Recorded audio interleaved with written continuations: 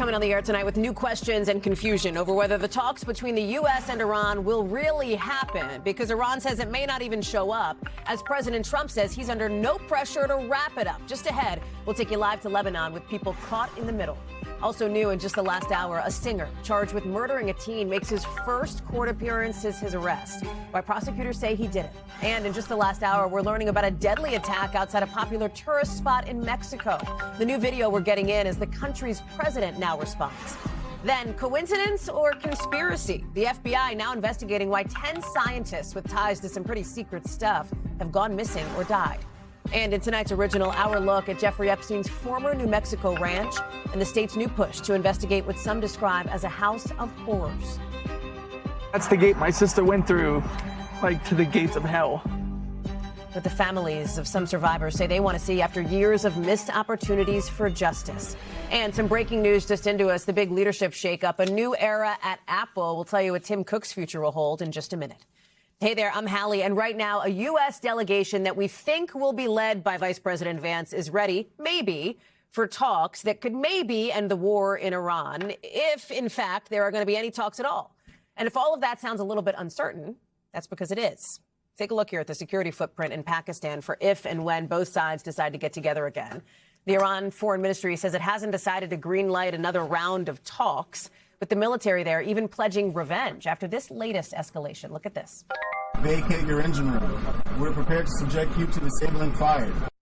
You hear the warning there from a Navy destroyer to an Iranian-flagged cargo ship that President Trump tried to break that ongoing blockade of Iranian ports off the Strait of Hormuz. This is the video released by CENTCOM. Look at this, showing the moment when Marines boarded that ship.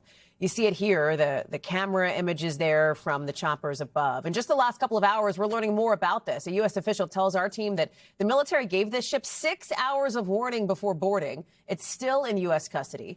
For his part, the president says even though he thinks a deal will happen soon, he's under, in his words, no pressure whatsoever to wrap it up. Thing is, there is some political pressure. Look at this. Our NBC News poll shows more than 2/3 of Americans say they don't like how the president has handled this war. You know what a big reason for that is? It's making stuff more expensive. And after a euphoric Friday for the markets, riding the hopes of a ceasefire, look at this. Dow, S&P, NASDAQ all in the red. Wall Street seems to be back to wait-and-see mode. Let me bring in now Yasmin Vasukian, who's on the ground for us in Beirut. Yasmin, good to have you. Glad to have you where you are, especially because Lebanon is so critical to what's happening in the broader region as well. Yeah. We know that officials from the State Department and Israel tell us that the U.S. will hold talks between Israel and Lebanon Thursday. There's questions about the ceasefire talks with the U.S. Where do things stand tonight?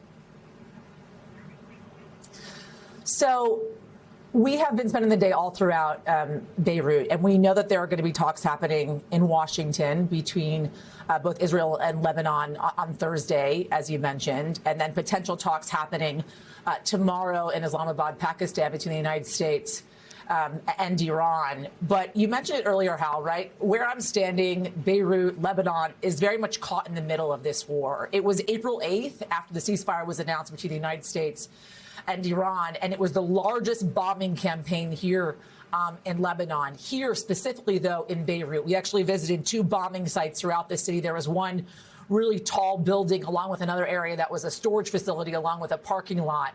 80 people or so were killed there. Compilation of the two, around 100 people or so.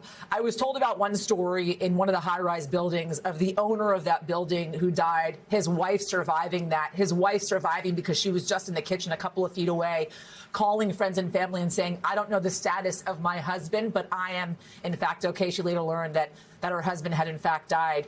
We also met a shopkeeper whose shop was just alongside where that car park, where that storage facility was bombed out. The entire front of his store was completely demolished. All of the goods inside were completely ruined. We met him 12 days later today, rebuilding his store. I want you to hear from both his wife, Hal, and himself. She talks about the trauma and the PTSD after surviving a bombing like that. And he tells us he just wants to live in peace here in this country. I wasn't scared before this attack, but now I have trauma. Anything that passes by me scares me. Even a car or a mosquito. It's affected my memory. This country is not called Iran, nor is it called Israel. This is Lebanon. This is a country that is exhausted. They don't want to be caught in a war that is not theirs, as they tell me. And that is why they want this ceasefire to remain in place and for a permanent end to this war. Yasmin Vasugian. Yes, before we let you go there, what is the timeline? Like, what are you looking for Tuesday night, Wednesday night for the next shoe to drop? I mean, at what point does this start to reach a real transition in this particular moment with these ceasefire talks? We got to look at tomorrow night first and the meeting that's happening in Islamabad, Pakistan. If that falls apart, there's a real fear that it's going to fall apart here, right? But if they can get through tomorrow and get to Thursday, there's a real possibility they could get to some permanent end to this war. But again, Hal, I just want to say this quickly. It took 2.5 years to negotiate the JCPOA, the Iran nuclear deal. So no one's looking at a quick fix here to end the conflict here in the Middle East. 100%. Yas, we're glad to have you live in Beirut tonight and all week long. Yasmin, thank you. She's going to have more from the Middle East, from the region, for days now. Check out Here's the Scoop on YouTube and wherever you get your podcasts. We'll feature her, of course, here on NBC News Now as well. To some breaking news here at home tonight. The end of an era for Apple. The CEO stepping down. Tim Cook transitioning to the executive chairman. He's led the company since taking over for Steve Jobs in 2011. Let me bring in Christine Romans, who's joining us now. This dropped right as we were coming on the air, Christine, and it's super interesting here. You know, Apple's been doing well lately. Why the change now? What's going on? You know, Tim Cook has 15 years at the head of a storied American company, and really the run has been remarkable. He is seen as one of the most, if not the most successful tech CEO in history. And the stock, if you own Apple shares, you like to buy to that Apple, because Apple shares are up 1,700% since he became the CEO.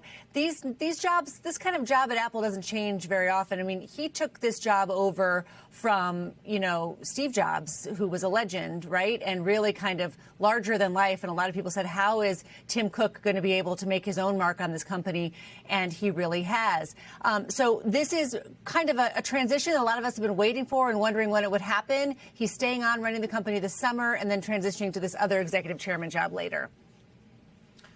Christine, is there anything we should read into about what this says for the future of Apple? Like, is this just an executive sort of transition? Because I think people, listen, Apple is like a part of a lot of people's day-to-day lives these days, and whoever runs it, like, has an impact on that.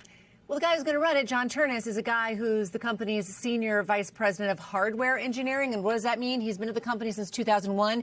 And they say he was instrumental in products that so many of us use every single day, and products that really disrupted how we use technology and how we use communications, you know, like the iPhone, the AirPods, and a lot of other things as well. So just think how the rapid pace of change since John Turnus came to the company in 2001, since Steve Jobs has been for 15 years the head of this company. It's just kind of a day to mark a transition there and talk about a new chapter for Apple that has had quite a run over the past 15 years under Tim Cook. Christine Romans, thank you very much for that. Lots to watch. Appreciate you scrambling up for us on that. Also tonight, developing now, singer David set to be in L.A. court as we speak for an arraignment on murder charges related to the gruesome death of a teenage girl.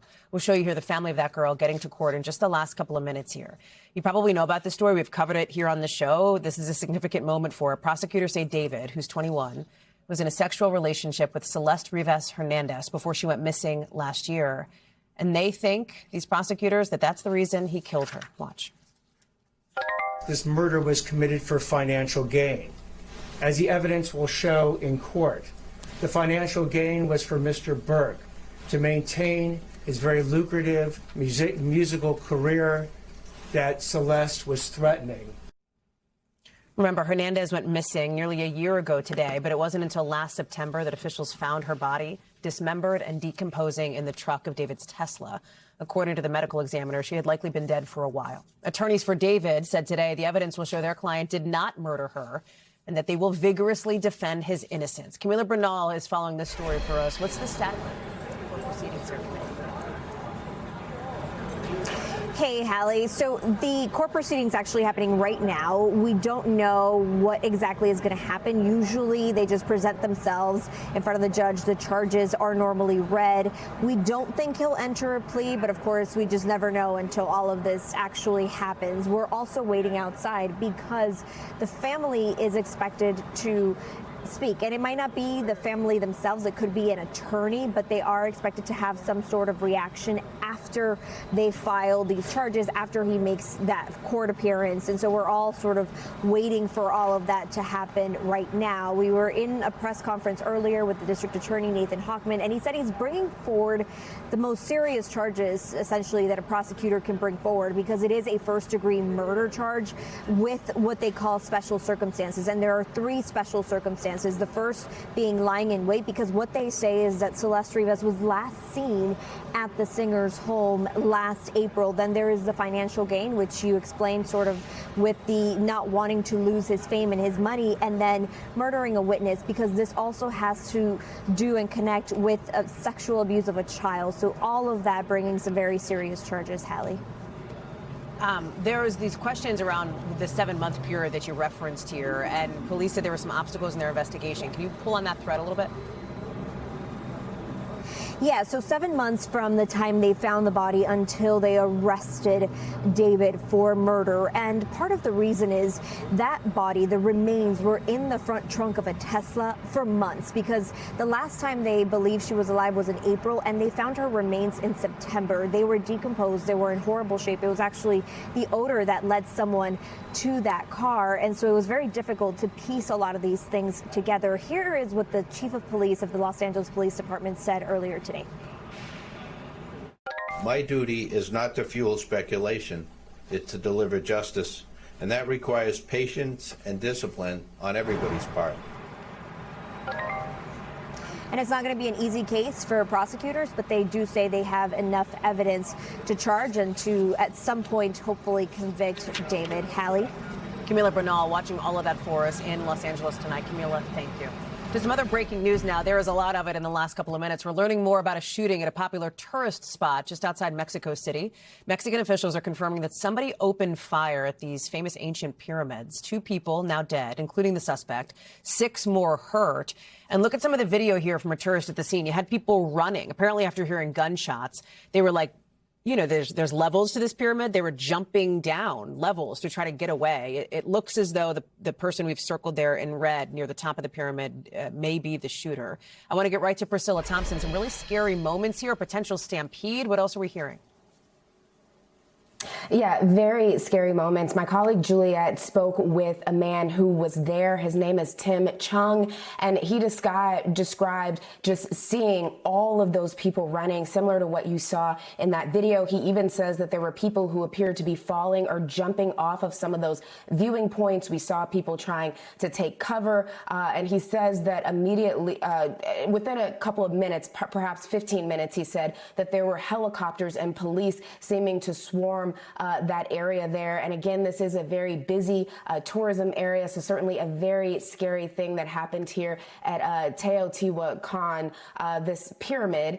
We know that the Mexican president is also now speaking out about this, saying what happened today in Teotihuacan deeply hurts us. I express my most sincere solidarity with the people affected and their families. We are in contact with the Canadian embassy. And of course, we do know that that one person victim who was killed was a Canadian citizen. Another person, obviously the shooter, was also is also no longer alive. And we know that there were 6 people who were injured, 4 of them from gunshots and 2 of them just from some of the falls and the stampeding that we saw. None of those injured are believed to be American citizens. Hallie? Priscilla Thompson, thank you very much. Here in the United States, we're learning more details now about the timeline of that just horrific shooting out of Louisiana about 24 hours ago, after police say a father killed 8 children, 7 of whom were his own kids. He critically hurt 2 women. Police say the suspect, who died after a carjacking and chase with police, went to a couple of homes early Sunday morning and shot everybody inside. They're still investigating motive here, as we're hearing now from the victims' families. As you can imagine, they are just desperate for answers. They were happy children. As you can see on the pictures, they were happy children. They had a great home life. It is tragic what is going on, and this has affected everyone. The victims range in age from just 3 years old to just 11.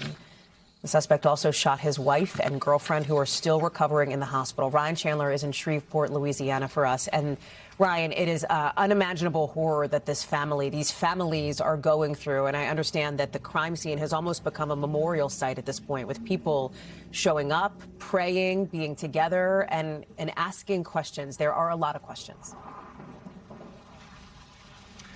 Well, that's right, Hallie. I want to show you, this is the crime scene just behind me that has transformed into a memorial. Balloons and stuffed animals laid out in front of a door that is strewn with bullet holes. As school let out just in the last hour, we've seen more kids and their families come to pay their respects and leave balloons and flowers all day. Family members have united here to pray together with their pastors just to try and make sense of what happened. This all started early Sunday across multiple locations, chaotic scenes across two cities, in fact, Shreveport and Bossier City, where a police chase ended in Elkin's death there. It started with the shooting of those two women, his wife, and who police believe was his girlfriend, and then tragically in this house where those 8 children were killed. Still so many questions about how this was even possible in this neighborhood, Hallie. Are we learning anything more about next steps here, Ryan? One of the most urgent questions for law enforcement at this stage, the ATF says they're investigating how Elkins was even able to possess the firearms they say he used to commit this massacre. He was a convicted felon. In 2019, he was convicted of the illegal use of a weapon. Police gave me more details about that yesterday and said that he discharged a handgun near a school zone. So today, he cannot own a firearm legally. They'll be investigating that. We're also learning crucial new details in the last hour, Hallie, about his mental health. His brother-in-law, Troy Brown, just told us that he sought mental health treatment from Veterans Affairs. He was a veteran of the Louisiana Army National Guard for 7 years, and he got it. He actually stayed at a hospital for a week and a half, and his brother-in-law said he returned better. His brother-in-law described him as a man who loved his kids and until something broke. So just devastating new details. Everything new we learned here, Hallie. Being there in Shreveport, thank you for staying on top of that. We'll look for more updates from you as you get them. Also tonight, you've got the director of the FBI trying to take on a big news organization tonight, suing The Atlantic for defamation because of an article that The Atlantic published Friday that alleges he abuses alcohol and has unexplained absences at the FBI. Patel saying, I'm quoting here, or the article, I should say, says, on multiple occasions in the past year, members of his security detail had difficulty waking Patel because he was seemingly intoxicated, according to information supplied to Justice Department and White House officials. These are allegations that Patel denies. After the lawsuit emerged, The Atlantic says in a statement, we stand by our reporting and we will vigorously defend The Atlantic and our journalists against this meritless lawsuit. Patel, of course, was fresh off this other controversy back during the Olympics. Remember when he was partying with the men's hockey team after the gold medal win against Canada at the Olympics? NBC News reported at the time that President Trump wasn't super thrilled about the optics of that. Let me get to Ryan Riley now. Ryan, what else do we know about this lawsuit that Patel has filed and where this may go? Yeah, I mean, so it's been filed in D.C., which is a tough jurisdiction for him to start with. And also there is just this higher standard that you're allowed to, they're basically, in order for a public figure to succeed in one of these defamation lawsuits, they have to prove this sort of actual malice that a reporter had, that, they knowingly reported something that they knew to be false or had reason to suspect was false. But I think one of the most fascinating things about the article to me is actually the anecdotal lead it starts with. And that's because 10 days ago, there were all these rumors. We started hearing about them at NBC. Is Kash Patel out? What the heck is happening? And, I tried to hunt that down afterwards about where that came from and heard this thing about him getting locked out of a computer system. And lo and behold, in this story, that's what this indeed does flesh out. They start off saying that he was locked out of this computer system and he started to panic and thought that he had been removed. So this wasn't just like, phone tag this here. Apparently, according to the Atlantic's reporting, at least, Kash Patel himself believed that he had been fired. I put the question specifically to the FBI today. Setting everything else aside, did he ever believe that he was fired from the Bureau after this incident on this Friday that caused this major panic and caused the White House and caused DOJ and the FBI to receive all of these phone calls? They declined to comment in the end there. All right. Ryan Riley, thank you very much. Much to watch on that front. Appreciate it. I'm wrapping Ryan a little bit early because we've got some breaking news out of the White House now with a new cabinet resignation. The Secretary of Labor, according to multiple sources, and I believe now confirmed by the Trump administration, stepping down. she'd been facing an investigation for potential misconduct. Monica Alba is at the White House now. Mon, what do we know about the Labor Secretary?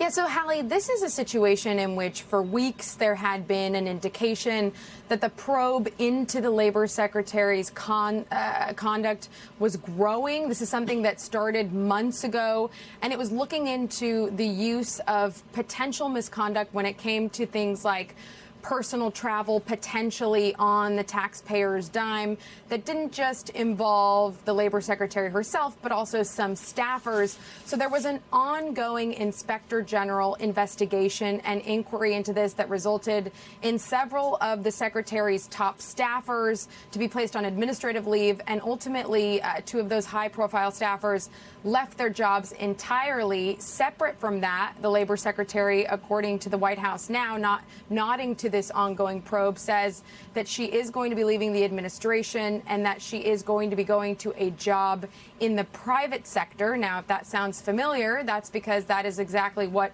the White House said about now former Attorney General Pam Bondi when she left her job heading up the Justice Department a matter of weeks ago. So this is now the third female cabinet secretary that we have seen in a pattern of Kristi Noem's departure, then Pam Bondi's departure, and now Lori Chavez-DeRemer's departure, that have all taken place and do resemble more of a cabinet shakeup for this administration and for this second term of President Trump compared to what we had seen in the first 12 to 14 months of the administration. You are now seeing a fair amount of turnover and change at some of these top agencies. And as for the Department of Labor, we know that there is going to be an acting secretary who is going to take over right now. His name is Keith Sonderling. He will take on the role of acting Secretary of Labor, according to the White House. And in their statement, they said that the secretary had done a phenomenal job in her role by protecting American workers,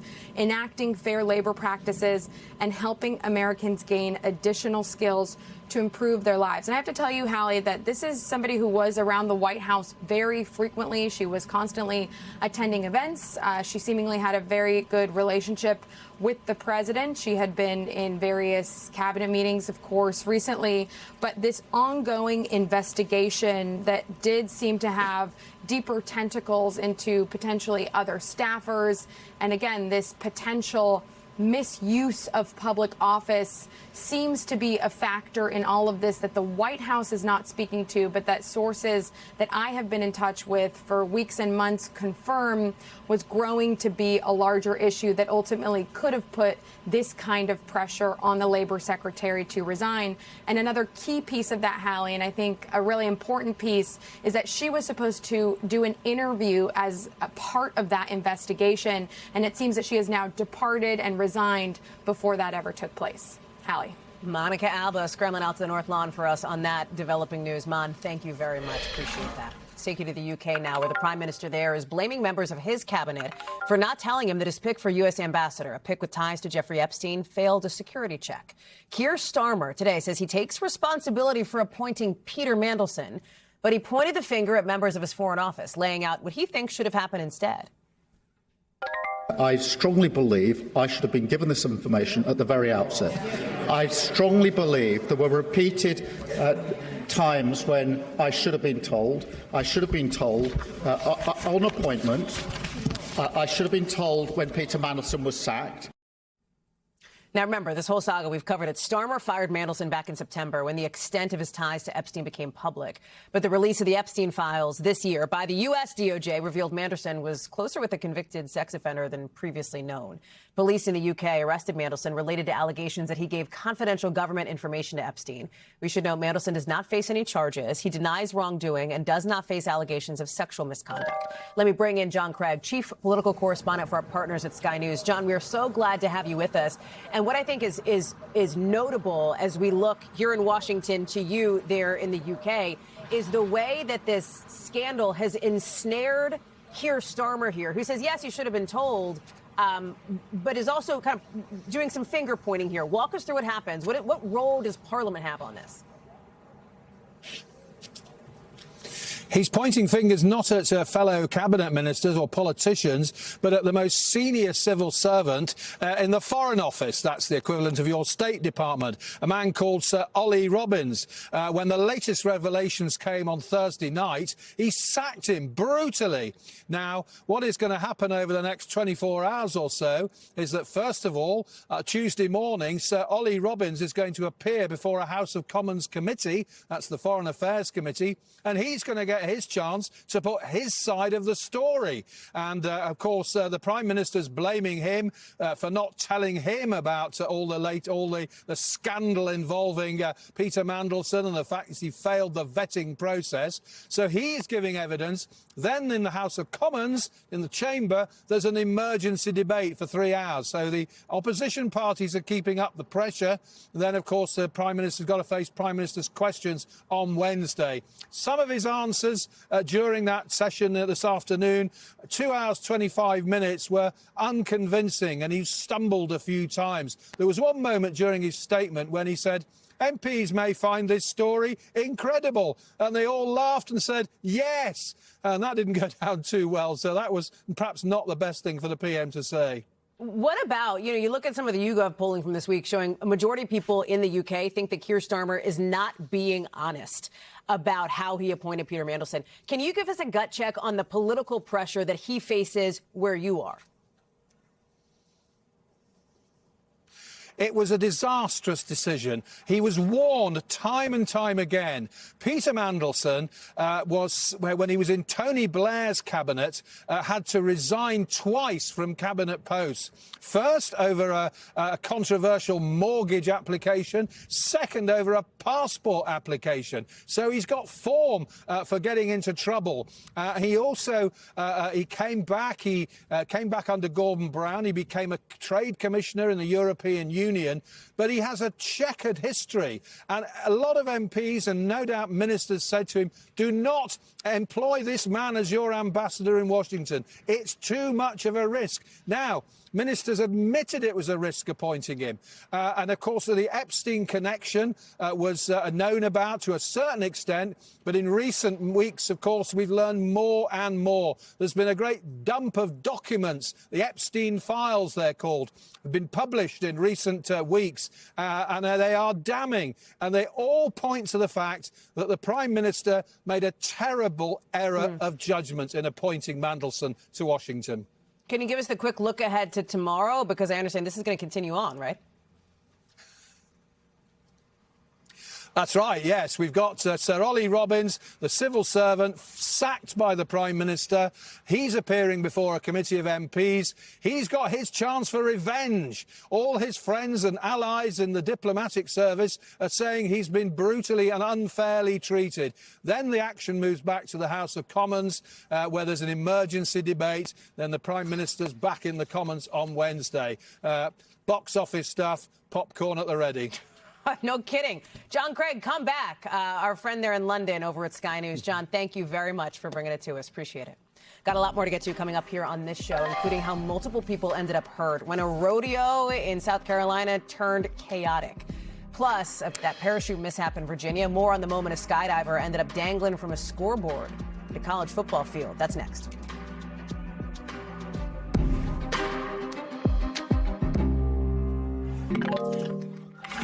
Okay, this is one. You got to just hang with me for the explanation here, because it's really, here's the headline. Coincidence or conspiracy? The FBI says it's spearheading now an investigation into a bunch of scientists who went missing or who died, who all had links to like nuclear research or space research. Some pretty secret stuff. This whole thing, you may have been seeing this or hearing about this bubble up, etc. It seems to have absolutely hit the surface now with these questions and speculation about whether these cases could be linked in some way. At least 10 scientists have reportedly gone missing or died in the last couple of years. Some of them have ties to NASA, nuclear research, aerospace programs, classified projects. The House Oversight Committee chair on TV today told Fox Congress is kind of worried about this. It does appear that there's a high possibility that something sinister is taking place here. Our committee is making this one of our priorities now because we view this as a national security threat. That's serious stuff. President Trump was asked about this. He says he hopes it's all random, but it seemed pretty serious. So in response to that concern, the FBI now says it's working with the Department of Energy, Department of Defense, local officials to try to find answers. Let me bring in Mel Zanona, who's live for us on the Hill. The House Oversight Committee today, too. I mean, you heard from Comer there. They want briefings on this. You heard Comer say maybe it's a threat to national security. But there's a lot we still don't know, right? Talk us through it. Yeah, well, it certainly has piqued the interest of the House Oversight Committee, which is already investigating UFOs and potential existence of alien life. And what they're concerned about here is whether some of these individuals who disappeared were targeted in some way, either by America's enemies or targeted in an effort to cover up what the government might know about extraterrestrial life. And so the House Oversight Committee, they have formally requested briefings from all the relevant agencies. And they said in a statement, if the reports are accurate, these deaths and disappearances may represent a grave threat to U.S. national security and to U.S. personnel with access to scientific secrets. But Hallie, a former senior Energy Department official did tell one of our colleagues at NBC News that after reading through some of these cases, they do not see a through line here, that all of their work is really unrelated between some of these scientists. We also did hear from the spokeswoman for NASA, and she said at this time, nothing related to NASA indicates a national security threat. And even the wife of one of those scientists who disappeared seemed to throw cold water on the idea that his disappearance was at all related to his past government work, which she noted had happened decades prior. And so it's unclear at this point whether there is any there, but certainly it is something that has captivated many people online, as well as in Congress and the White House, with President Trump weighing in on this issue himself just last week, Hallie. Super interesting. Melanie Zanona live for us there on the Hill. You'll be tracking that? I know. Appreciate it. Let's get you over to the 5 things our team thinks you should know about tonight. Number 1, officials in Japan are warning that the country's risk of what they call a mega quake just got a little bit higher after a 7.7 earthquake hit the northern coast of Japan today.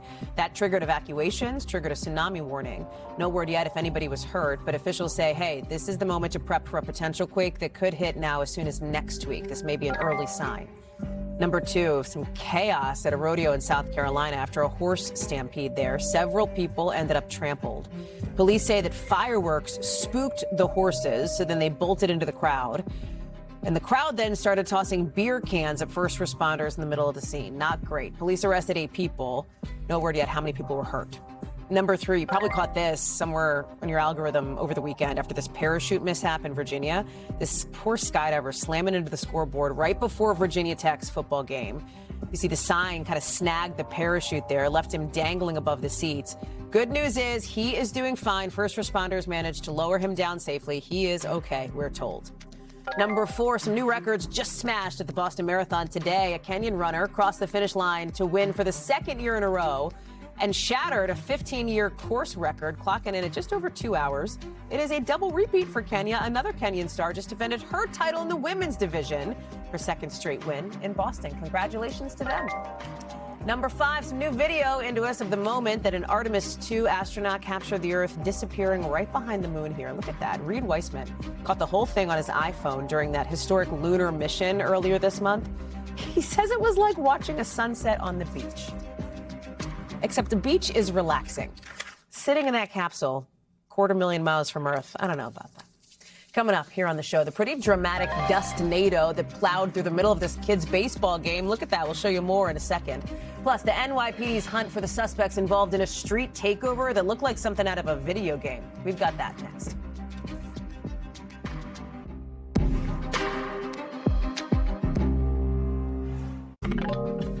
We are learning late tonight of multiple investigations into some scary-sounding airline incidents over the course of the last 48 hours. Down south first, a close call between 2 Southwest flights in Nashville. It was super windy. The FAA says a plane coming in got instructions from air traffic control that put it right in the path of a plane that was leaving.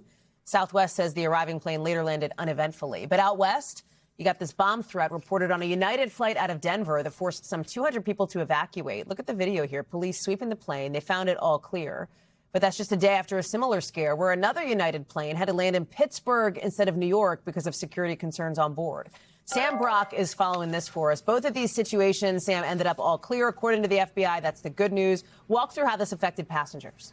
Sure, and I would start with Nashville, Hallie, because I think that's really the most resonant one here, certainly the scariest. You had a scenario over the weekend where a flight, you said, coming from Myrtle Beach, South Carolina, that was Flight 507 Southwest, was arriving and called for a go-around, which is to say that the pilot decided in that moment either it was the wind conditions or something that was dangerous on the ground and needed permission from air traffic control to skirt, basically abort the landing and come back around. In that process, after ATC had given permission, it turns out that that plane was then in the direct path of a departing flight that was on the ground on a parallel runway. Super dangerous. Obviously, there are going to be questions about why they were given permission in the first place, but technology came through because the TCAS system, which is the collision avoidance system, gave off an alert to these two aircraft, and the pilot that was going to be landing was able to move the plane, avoiding what would have been, no doubt, catastrophe. Now, I should also add, Hallie, as we talk to some of these other instances that are going on right now, you mentioned the bomb scares. Let's go back to Denver for a second. A couple hundred people were just sitting on the runway in Denver, waiting, trying to get to Washington, D.C. Here's some of the video from that. Apparently, the FBI had to respond. They said that there were no dangerous materials that were found. Here's the statement from United Airlines. They say, prior to departure, United Flight 2408 from Denver to Washington Dulles deplaned safely via air stairs due to a security concern. The aircraft was screened and cleared, and passengers are back at the gate, where we have provided them with food and with water. So everybody is okay there. The Pittsburgh situation, deeply unnerving as well, because you had a pilot come on mid-flight from Chicago to New York and tell passengers this. Take a listen. We got an issue up here. We're getting a sequential beeping suspected item on board.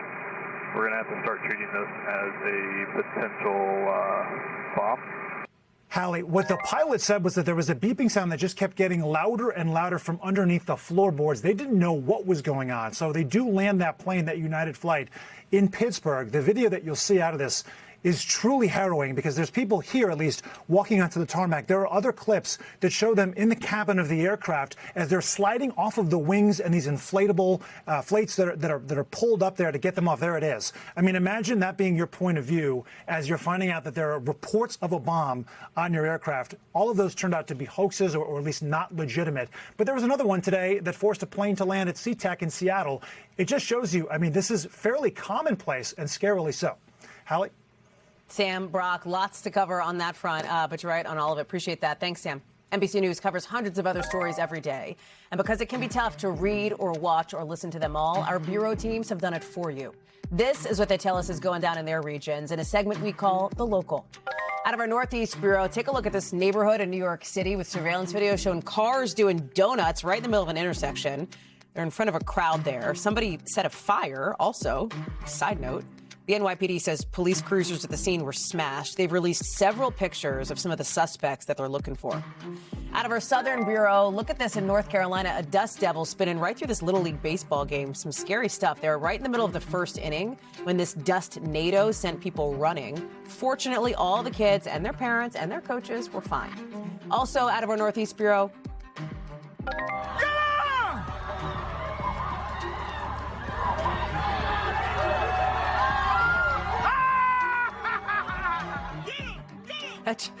what a dramatic end to the Delaware Marathon, proving, you know, it ain't over till it's over. Joshua Jackson is the man in the black shirt sprinting there. The leader really didn't turn his head to see Jackson gaining all the way to the tape. The Pottstown, PA native officially won by 2 seconds. It is impressive doing 26.2, whether you're 2 seconds ahead or not. That's just my hot take. Coming up, we've got a lot more to get to here on the show, including our team's new reporting from Jeffrey Epstein's former ranch, Zorro, a place where at least 10 girls and women say they were groomed or assaulted by Epstein. Some survivors now say they're holding out hope for long-delayed justice. Our investigation coming up next.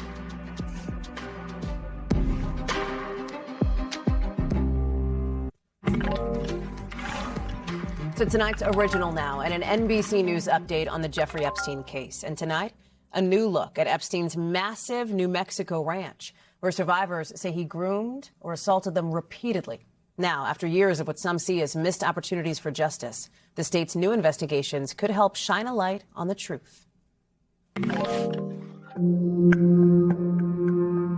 Jeffrey Epstein owned the largest property here in the state of New Mexico. I was like, okay, these people are important, and they had named it Zorro Ranch. So this is the ranch, what it looks like as the sun is setting. You can see it over the horizon there. I've seen a lot of really bad things. I haven't seen anything to this extent. That's the gate my sister went through, like to the gates of hell. What happened here? How did it happen? Why did it happen? I believe the first cover-up was in 2019 with me.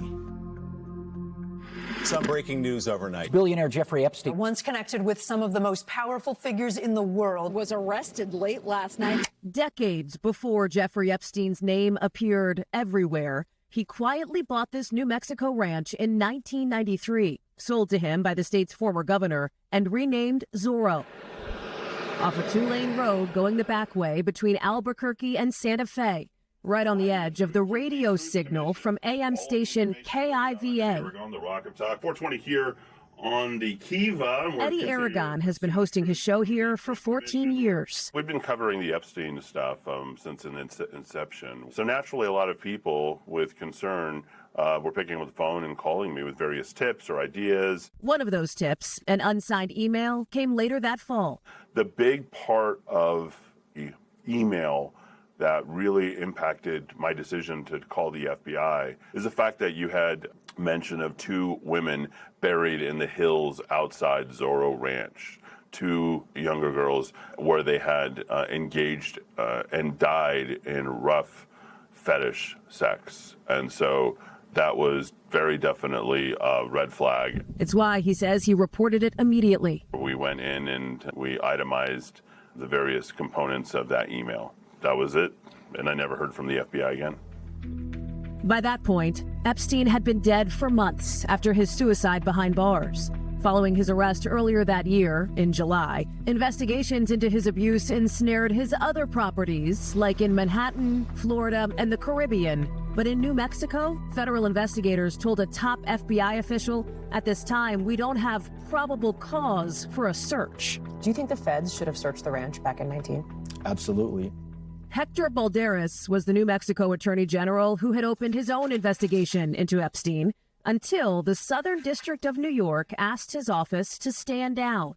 As soon as we began investigating in the summer of 19, we were contacted by the New York DOJ, and they asked us to stop interviewing some of the survivors that we were both targeting. And that was for reasons that they didn't want to create duplicate testimony and potentially put at risk the case. Did that seem reasonable to you? On the front end, yes, that's very common. You pick who's got the bigger hammer and you work together. What was unusual, he says, is how federal prosecutors then went dark instead of sharing information later that could have helped New Mexico bring state charges. We assumed, with their reputation for being aggressive, that they were going to be aggressive and then share that evidence with us. It was a very simple 1-2 punch. And that's happened before in other cases. Absolutely.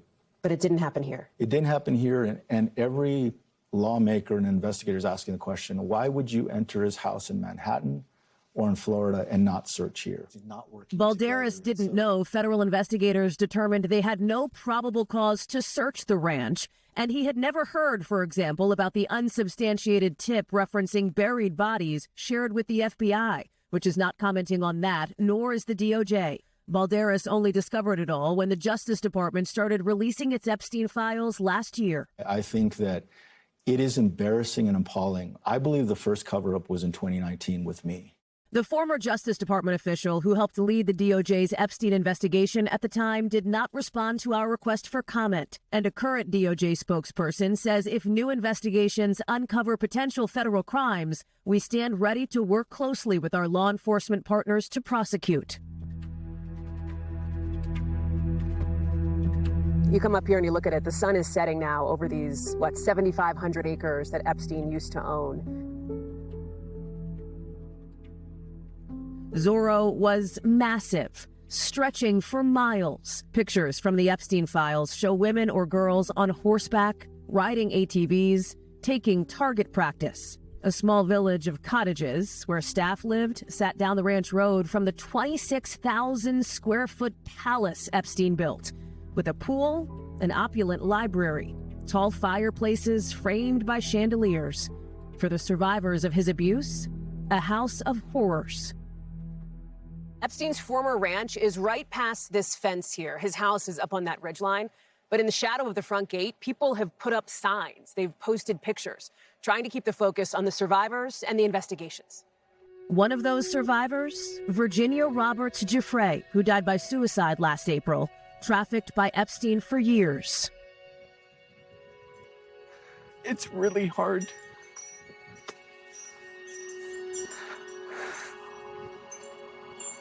I never anticipated.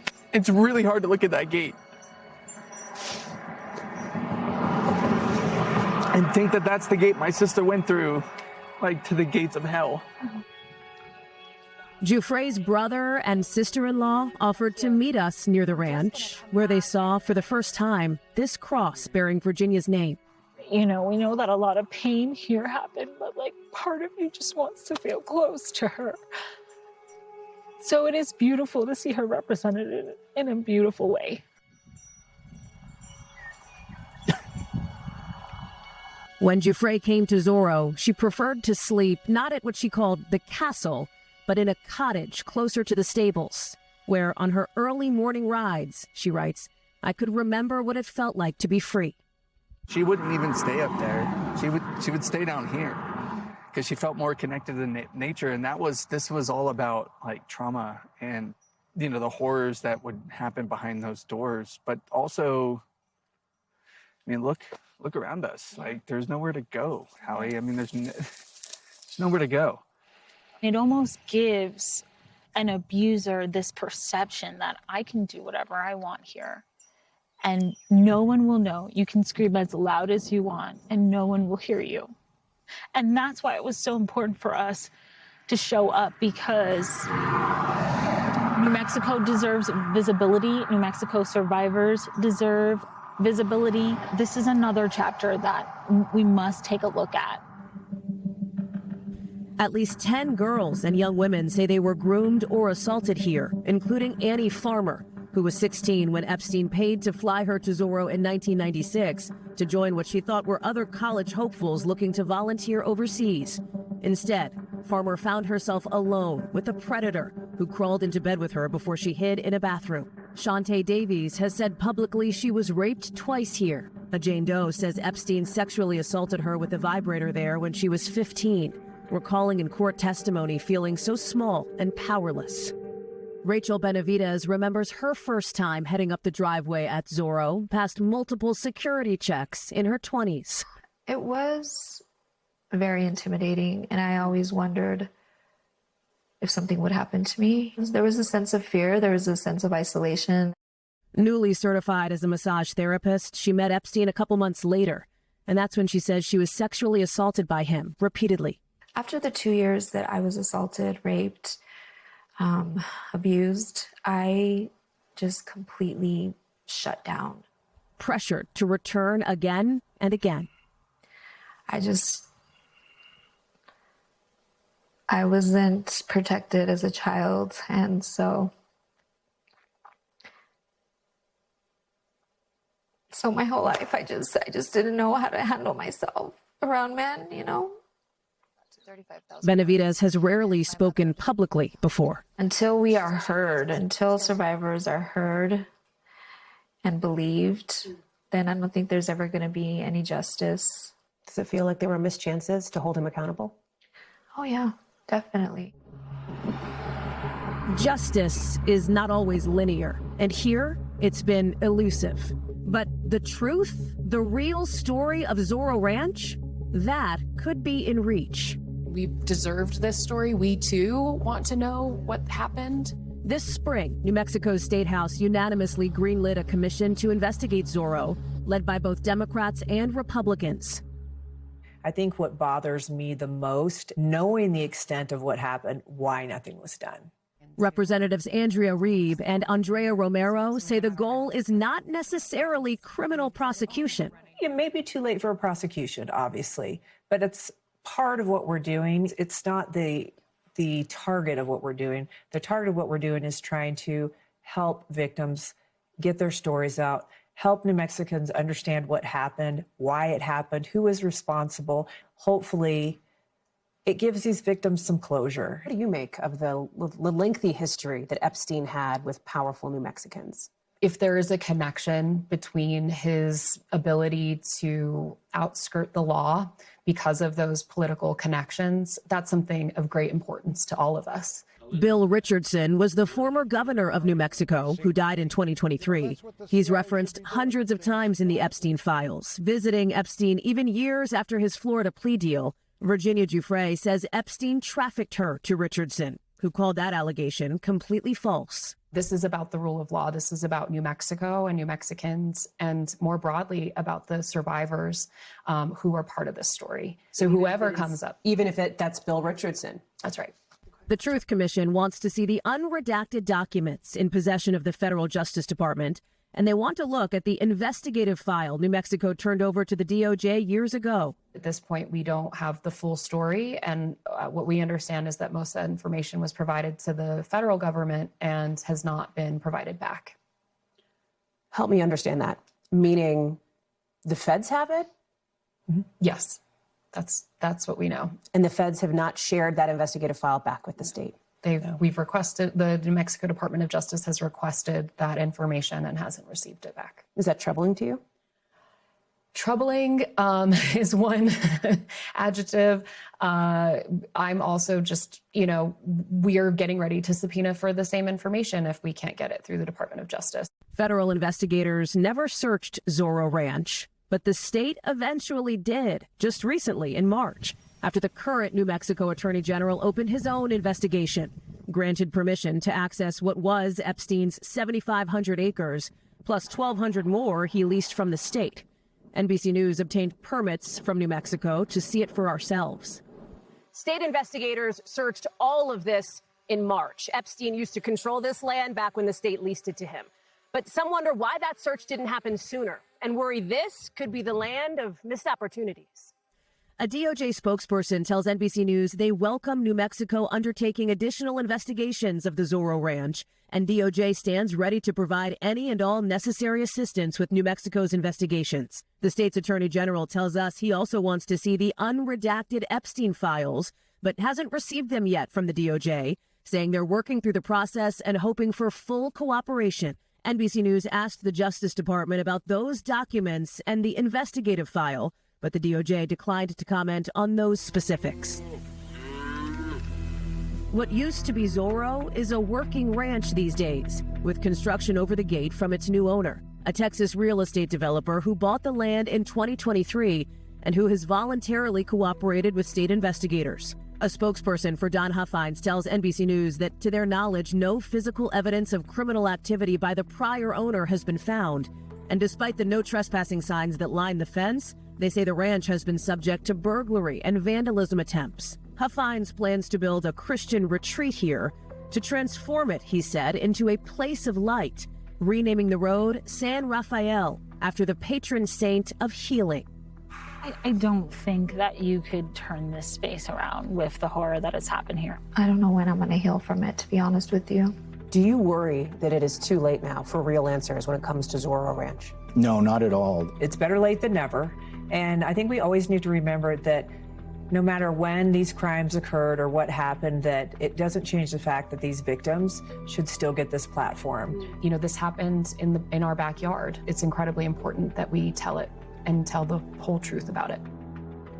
The truth, and maybe many years later, the hope for answers on the horizon. Stay with NBC News Now for continuing coverage of the Epstein investigations and the push for justice from survivors, including the family of Virginia Roberts-Giuffre. On Saturday, they will honor her life 1 year after her death with a memorial here in Washington.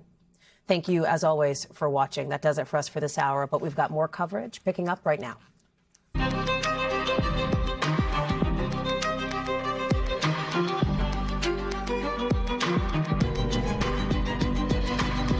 We are coming on the air tonight with the new questions and some of the confusion over whether talks between the U.S. and Iran are actually going to happen. Iran says it may not even show up, with President Trump saying he's under no pressure to wrap it up. Ahead, we're live in Lebanon with people caught in the middle. Also, more on that breaking news from our last hour. The Labor Secretary resigning, why she faced growing pressure over how she ran her department, and what we're hearing from her in just the last couple of minutes.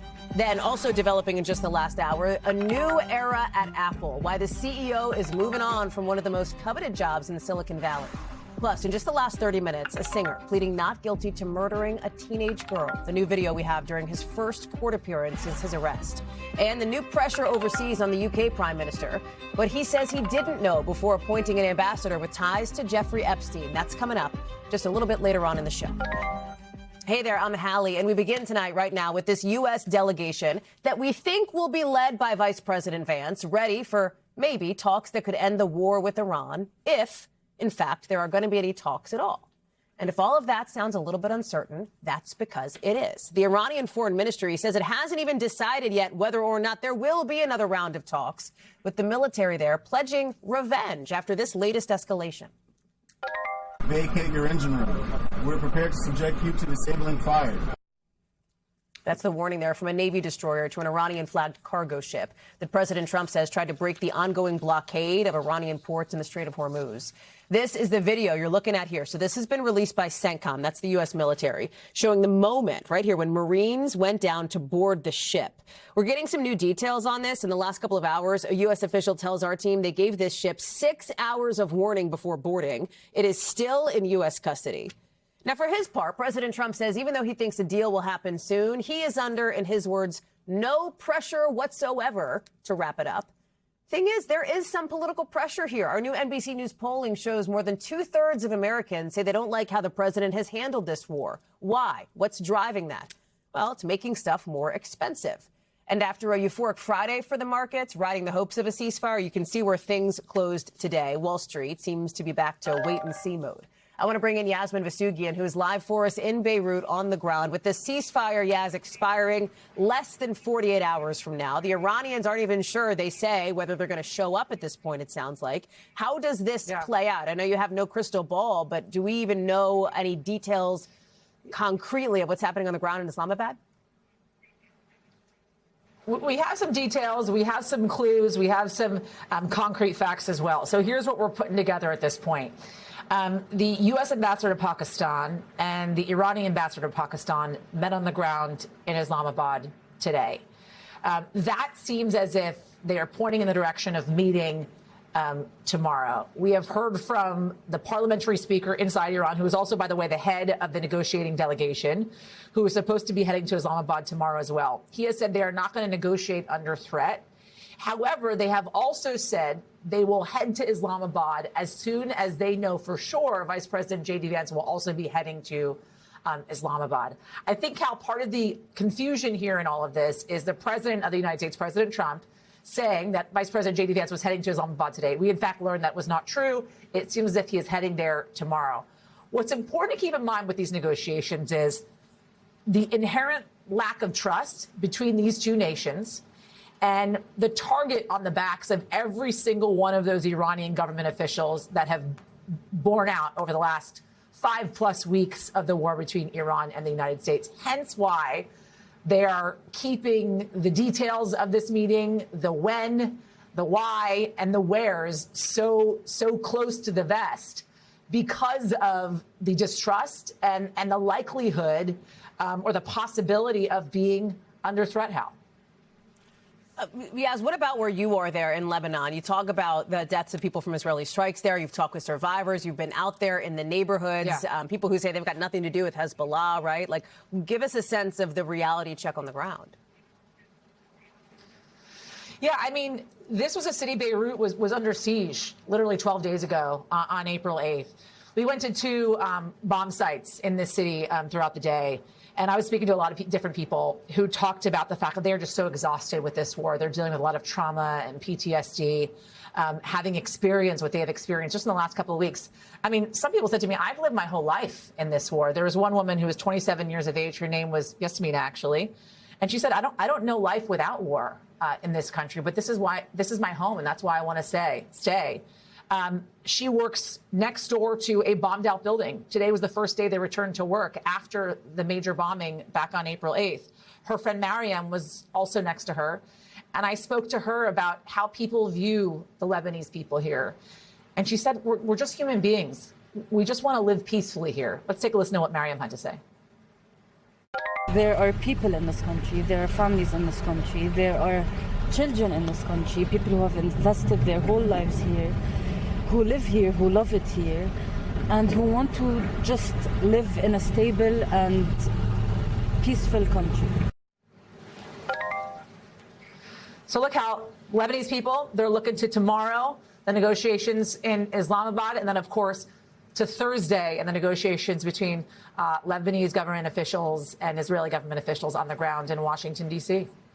Yasmin Vasugian live for us there in Beirut. Yas, we're so glad to have you in the region. Thank you for being with us. Yas is going to have much more in the coming days from the Mideast on Here's the Scoop, the podcast. Of course, check that out on YouTube and wherever you get yours, as well as right here on NBC News Now. To some breaking news now out of the White House, with the Secretary of Labor stepping down, now becoming the third member of President Trump's cabinet to do so. In just the last 10 minutes, Lori Chavez-DeRemer posted about her departure on X, writing at the Department of Labor, "I am proud we made significant progress in advancing the president's mission to bridge the gap between business and labor. I want to bring in Monica Alba, who is live for us at the White House." What she doesn't mention here, Monica, is some of the pressure that she had been facing about how she has handled her department, right? And I know we're hearing from her lawyer. Exactly, Hallie. And that's something that the White House isn't acknowledging either. They are acknowledging the fact that she's leaving her post, but they aren't talking about this months-long probe and investigation into her potential misconduct and that of her top staffers. Her chief of staff, her deputy chief of staff were put on administrative leave some months ago, and ultimately they were asked to leave their jobs and their posts from the Department of Labor as a result of what was being looked into, and a formal complaint that was filed with the Department of Labor Inspector General's office that is looking at what could be called travel fraud, of potentially using funds for personal travel for either the secretary or others.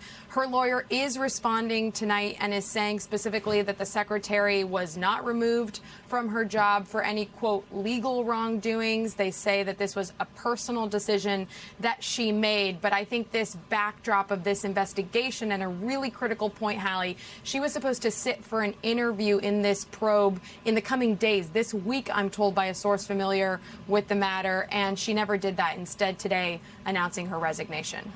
Monica Alba live for us there on the White House, at the White House. Mon, thank you very much for those developments. Lots to juggle in the last little bit. Also, lots to juggle in the West because it is a new era at Apple. One of the most coveted positions in tech is now open with an asterisk. Tim Cook is stepping down. He is transitioning to executive chairman of Apple. Somebody is replacing him. In a new statement, Cook says he loves Apple with all of his being. He's grateful to have had the opportunity to work with such a team of ingenious, innovative, creative, and caring people. Christine Romans joins us now. Such nice words from Tim Cook. Then why is he leaving when Apple seems to be doing, by all accounts, you know, when you look at the numbers, pretty well? You know, it's been quite a run, and he's really synonymous with Apple, isn't he? I mean, you think about, I remember when he took over, and a lot of people said, how could anybody ever fill Steve Jobs' shoes? You know, Steve Jobs and Apple, Apple and Steve Jobs. I remember when President Trump in the his first administration called him Tim Apple. He became synonymous with Apple. Tim Cook did. I mean, so many of the innovations in his tenure have been dramatic and have quite frankly made him one of the most successful, if not the most successful CEO of a tech company, you know, in modern times. In fact, the stock of Apple is up 1,700% in the 15 years that he's been there, up 41% in just the past year. It's had numerous, you know, splits, and I mean, this stock has really done well. And so many of the things that we take for granted and we use all the time have been offered or upgraded on his watch. What about the person who's replacing him here, right? Are we supposed to get a hardware guy, I think? Are we supposed to read into anything about Apple's future plans from that? His name is John Turnus. He's been at the company since 2001, so he has been front row for so many of these disruptive technologies that Apple has made really household, everyday items. He, we're told from the company, has been instrumental in product lines like the iPhone and AirPods, so very consumer-facing hardware kind of guy. So we'll see what happens next. So Tim Cook is going to be the CEO through the summer. And then we're told by the company he's going to become executive chairman after that in September. So he'll be there. So Apple CEO Tim Cook has just published a letter for the Apple community, for the people who use Apple products. And he says this about his successor. John cares so much about who we are at Apple, what we do at Apple, who we reach at Apple, and he has the heart and character to lead with extraordinary integrity. I'm so proud to call him Apple's next CEO. And, you know, for those of us who watch the C-suite, as it's called, you know, the succession guessing game has been going on for some time. And now we have an answer. A guy named John Turnus. Did you call it? Had you predicted it? No way. I did. You know, if I could call and predict it, I'd have an island in the Caribbean, right? I just reported when it happens. I try not to guess. Yeah, Christine Romans, appreciate you. Thank you. Lots of intrigue there. We appreciate you bringing us those developments. Thanks. We've got some more breaking news just into us, also in the West, with the singer David just pleading not guilty to the murder of a teen girl who prosecutors say he had a sexual relationship with. We'll show you here, David, in L.A. court in just the last hour or so. Prosecutors say the singer invited Celeste Rivas Hernandez to his home in Hollywood Hills last April, and she was never seen again. Rivas Hernandez's family was in court today, too. This is them arriving not too long ago. Prosecutors say David had, in their words, repeated lewd sexual relations with the girl and that the singer allegedly killed her to hide that relationship. Watch. This murder was committed for financial gain. As the evidence will show in court, the financial gain was for Mr. Burke to maintain his very lucrative musical career that Celeste was threatening. Hernandez went missing nearly a year ago, but it wasn't until last September that officials found her body dismembered and decomposing in the trunk of David's Tesla. According to the medical examiner, she had likely been dead for a while. Attorneys for David said today evidence will show their client did not murder Rivas Hernandez. They'll vigorously defend him. Camila Bernal is joining us now. Bring us up to speed here, Camila, on what went down in court. Hey, Hallie. So the family just sitting feet away from David Burke, extremely emotional. He was wearing a black sweater, and his attorneys, like you mentioned, denying the allegations and also asking for some of the evidence in this case, essentially also saying that, look, the DA was speaking to the media and we don't even have all of those details. First, I want you to listen to how they dispute some of these allegations. Here's what the defense team said. We believe the actual evidence will show David Burke did not murder Celeste Rivas Hernandez, nor was he the cause of her death. And we would like to be able to have the evidence come into the light of day at the earliest opportunity. So then they said, we need a preliminary hearing as soon as possible. There should be one in the next 10 days. We want all that evidence. On the other hand, the DA was saying, look, there's actually 40 terabytes of data when it comes to discovery. There is a lot of evidence in this case that they compiled over the 7 months of this investigation, but they essentially are going to give it to them. There is a hearing now scheduled for the 23rd, which is actually almost a year to the day since Celeste was last seen, Hallie.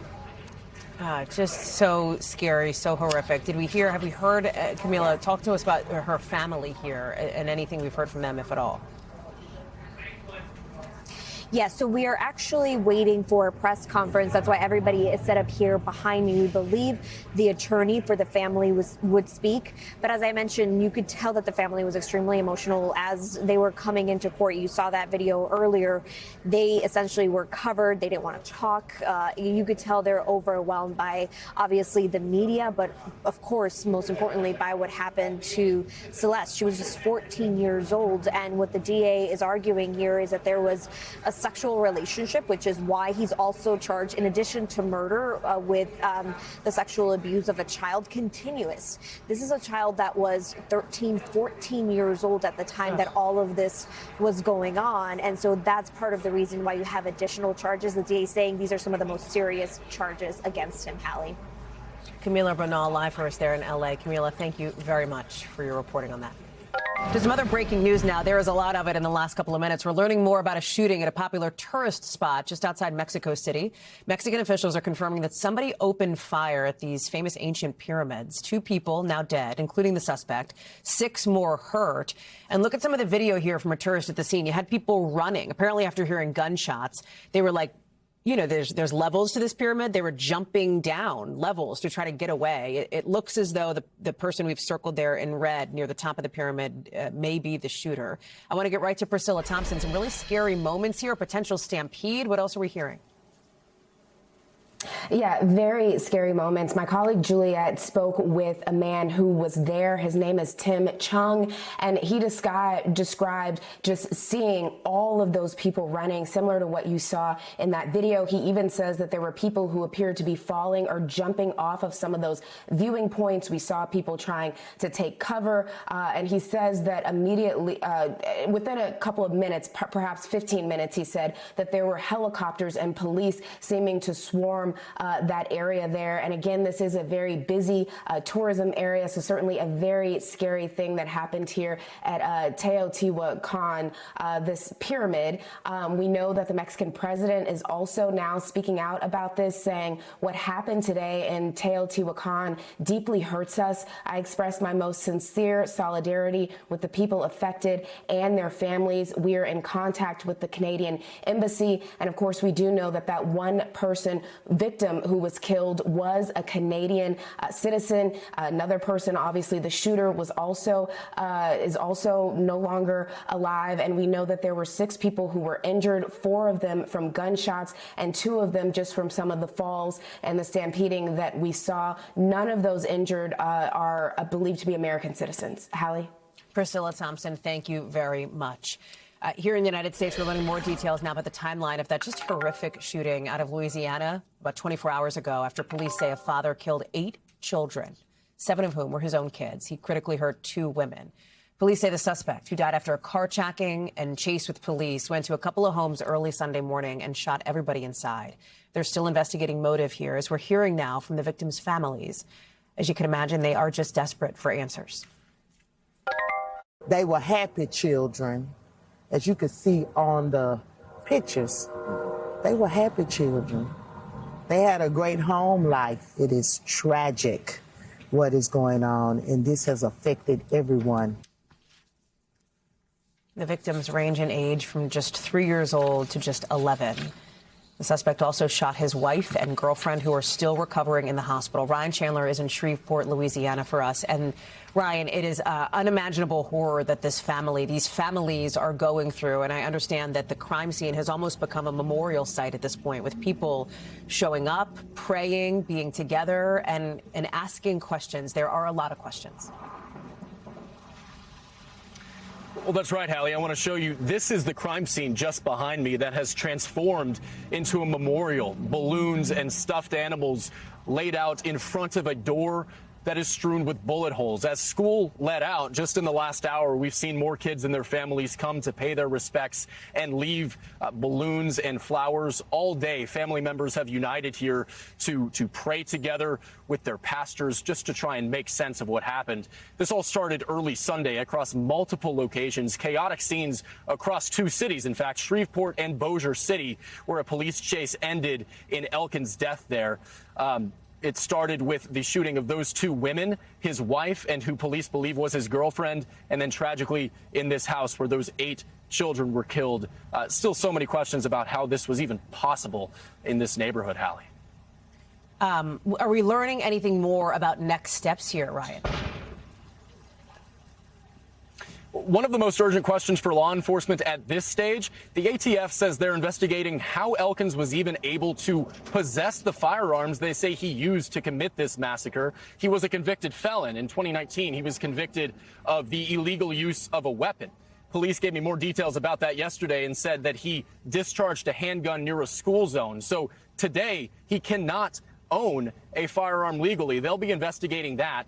We're also learning crucial new details in the last hour, Hallie, about his mental health. His brother-in-law, Troy Brown, just told us that he sought mental health treatment from Veterans Affairs. He was a veteran of the Louisiana Army National Guard for 7 years, and he got it. He actually stayed at a hospital for a week and a half, and his brother-in-law said he returned better. His brother-in-law described him as a man who loved his kids and until something broke. So just devastating new details. Everything new we learned here, Hallie. Be in their injury report. Thank you for staying on top of that. We'll look for more updates from you as you get them. Also tonight, you've got the director of the FBI trying to take on a big news organization tonight, suing The Atlantic for defamation because of an article that The Atlantic published Friday that alleges he abuses alcohol and has unexplained absences at the FBI. Patel saying, I'm quoting here, or the article, I should say, says, on multiple occasions in the past year, members of his security detail had difficulty waking Patel because he was seemingly intoxicated, according to information supplied to Justice Department and White House officials. These are allegations that Patel denies. After the lawsuit emerged, The Atlantic says in a statement, we stand by our reporting and we will vigorously defend The Atlantic and our journalists against this meritless lawsuit. Patel, of course, was fresh off this other controversy back during the Olympics. Remember when he was partying with the men's hockey team after the gold medal win against Canada at the Olympics? NBC News reported at the time that President Trump wasn't super thrilled about the optics of that. Let me get to Ryan Riley now. Ryan, what else do we know about this lawsuit that Patel has filed and where this may go?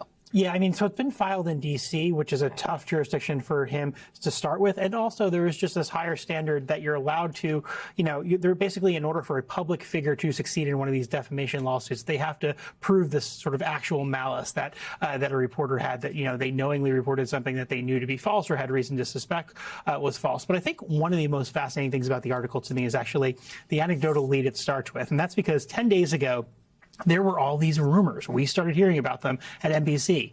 Is Kash Patel out? What the heck is happening? And, I tried to hunt that down afterwards about where that came from and heard this thing about him getting locked out of a computer system. And lo and behold, in this story, that's what this indeed does flesh out. They start off saying that he was locked out of this computer system and he started to panic and thought that he had been removed. So this wasn't just like, phone tag this here. Apparently, according to the Atlantic's reporting, at least, Kash Patel himself believed that he had been fired. I put the question specifically to the FBI today. Setting everything else aside, did he ever believe that he was fired from the Bureau after this incident on this Friday that caused this major panic and caused the White House and caused DOJ and the FBI to receive all of these phone calls? They declined to comment in the end there. All right. Ryan Riley, thank you very much. Much to watch on that front. Appreciate it. Let's take you to the UK now, where the Prime Minister there is blaming members of his cabinet for not telling him that his pick for U.S. ambassador, a pick with ties to Jeffrey Epstein, failed a security check. Keir Starmer today says he takes responsibility for appointing Peter Mandelson, but he pointed the finger at members of his Foreign Office, laying out what he thinks should have happened instead. I strongly believe I should have been given this information at the very outset. I strongly believe there were repeated times when I should have been told. I should have been told on appointment. I should have been told when Peter Mandelson was sacked. Now, remember, this whole saga we've covered it. Starmer fired Mandelson back in September when the extent of his ties to Epstein became public. But the release of the Epstein files this year by the U.S. DOJ revealed Mandelson was closer with a convicted sex offender than previously known. Police in the UK arrested Mandelson related to allegations that he gave confidential government information to Epstein. We should note Mandelson does not face any charges. He denies wrongdoing and does not face allegations of sexual misconduct. Let me bring in John Craig, chief political correspondent for our partners at Sky News. John, we are so glad to have you with us. And what I think is notable as we look here in Washington to you there in the UK is the way that this scandal has ensnared Keir Starmer here, who says, yes, he should have been told, but is also kind of doing some finger pointing here. Walk us through what happens. What role does Parliament have on this? He's pointing fingers not at fellow cabinet ministers or politicians, but at the most senior civil servant in the Foreign Office. That's the equivalent of your State Department, a man called Sir Ollie Robbins. When the latest revelations came on Thursday night, he sacked him brutally. Now, what is going to happen over the next 24 hours or so is that, first of all, Tuesday morning, Sir Ollie Robbins is going to appear before a House of Commons committee, that's the Foreign Affairs Committee, and he's going to get his chance to put his side of the story. And, of course, the Prime Minister's blaming him for not telling him about all the scandal involving Peter Mandelson and the fact that he failed the vetting process. So he's giving evidence. Then in the House of Commons, in the chamber, there's an emergency debate for 3 hours. So the opposition parties are keeping up the pressure. Then, of course, the Prime Minister's got to face Prime Minister's questions on Wednesday. Some of his answers during that session this afternoon, 2 hours, 25 minutes, were unconvincing, and he stumbled a few times. There was one moment during his statement when he said, MPs may find this story incredible. And they all laughed and said, yes. And that didn't go down too well. So that was perhaps not the best thing for the PM to say. What about, you look at some of the YouGov polling from this week showing a majority of people in the UK think that Keir Starmer is not being honest about how he appointed Peter Mandelson. Can you give us a gut check on the political pressure that he faces where you are? It was a disastrous decision. He was warned time and time again. Peter Mandelson when he was in Tony Blair's cabinet, had to resign twice from cabinet posts.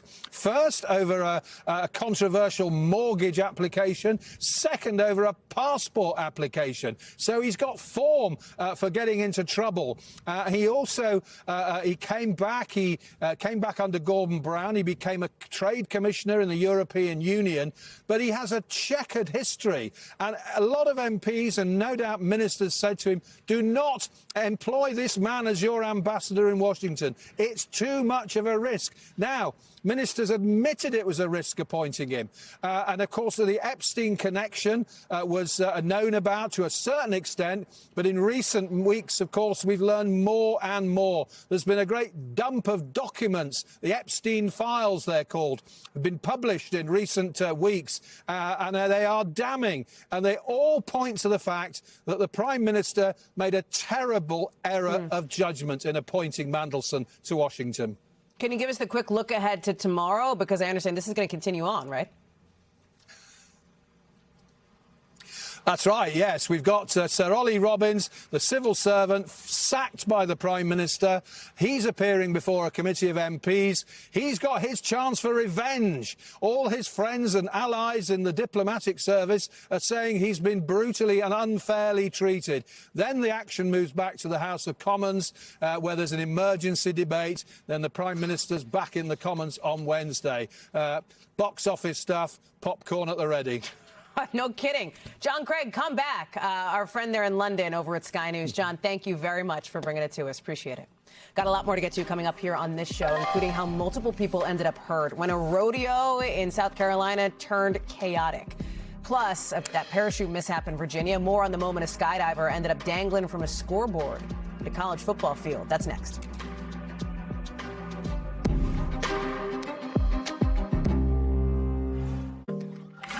Okay, this is one. You got to just hang with me for the explanation here, because it's really, here's the headline.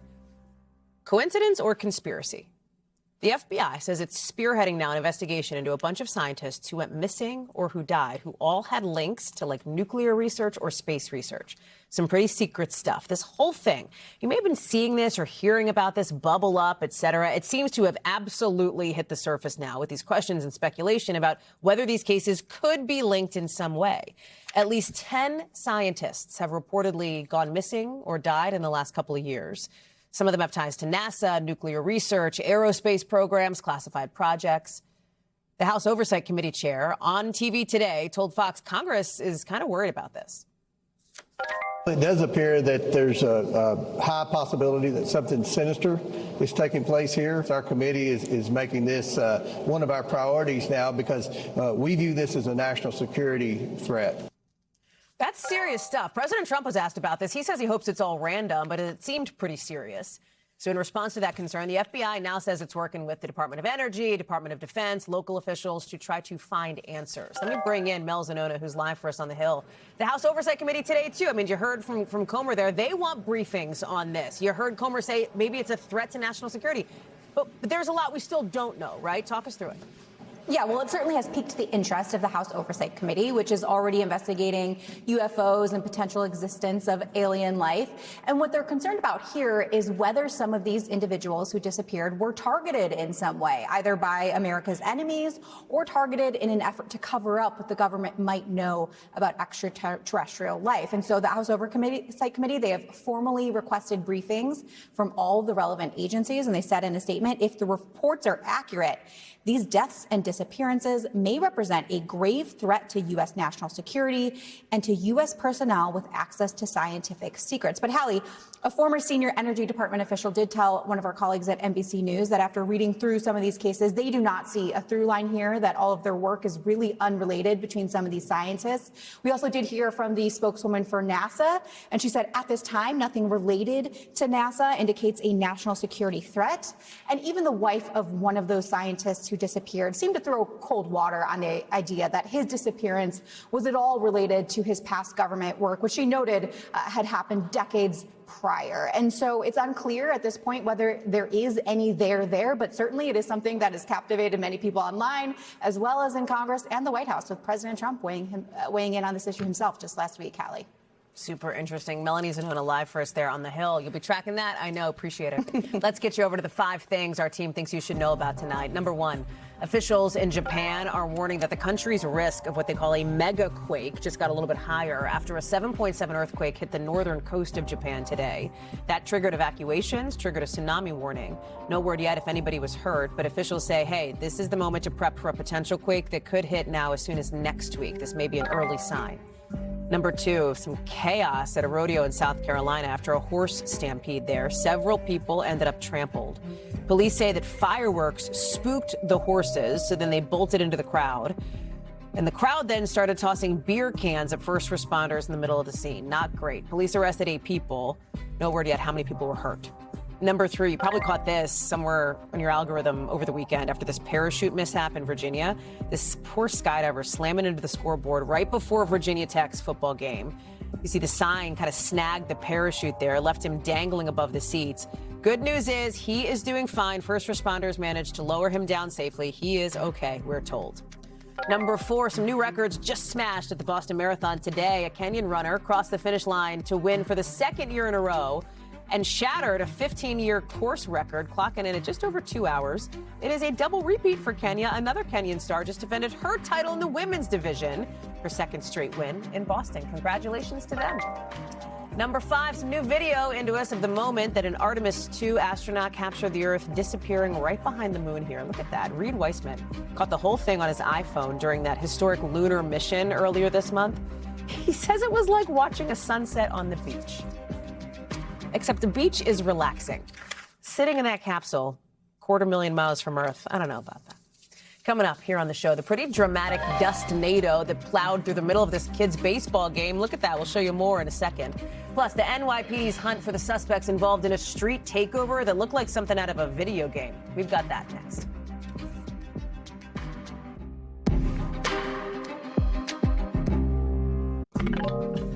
We are learning late tonight of multiple investigations into some scary-sounding airline incidents over the course of the last 48 hours. Down south first, a close call between 2 Southwest flights in Nashville. It was super windy. The FAA says a plane coming in got instructions from air traffic control that put it right in the path of a plane that was leaving.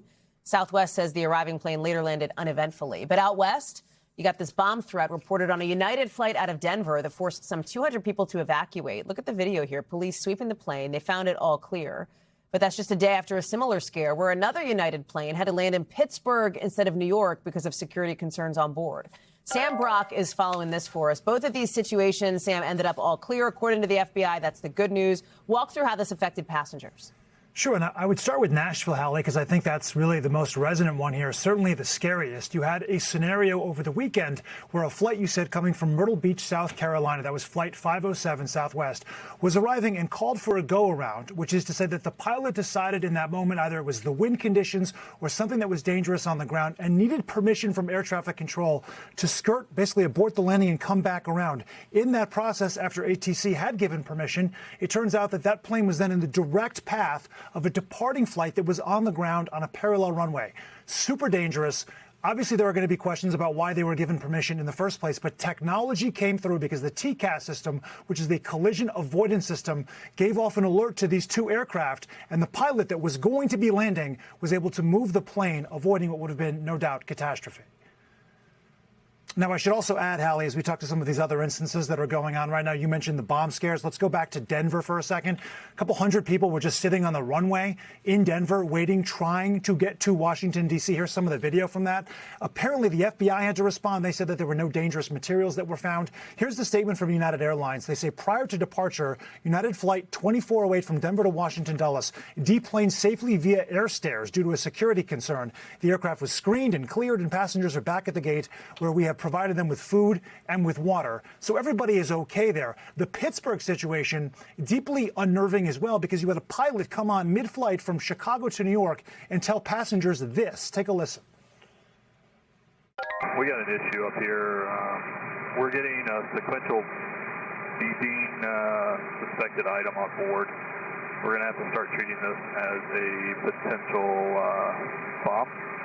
Hallie, what the pilot said was that there was a beeping sound that just kept getting louder and louder from underneath the floorboards. They didn't know what was going on. So they do land that plane, that United flight, in Pittsburgh. The video that you'll see out of this is truly harrowing because there's people here, at least, walking onto the tarmac. There are other clips that show them in the cabin of the aircraft as they're sliding off of the wings and these inflatable flates that are pulled up there to get them off. There it is. I mean, imagine that being your point of view as you're finding out that there are reports of a bomb on your aircraft. All of those turned out to be hoaxes or at least not legitimate. But there was another one today that forced a plane to land at SeaTac in Seattle.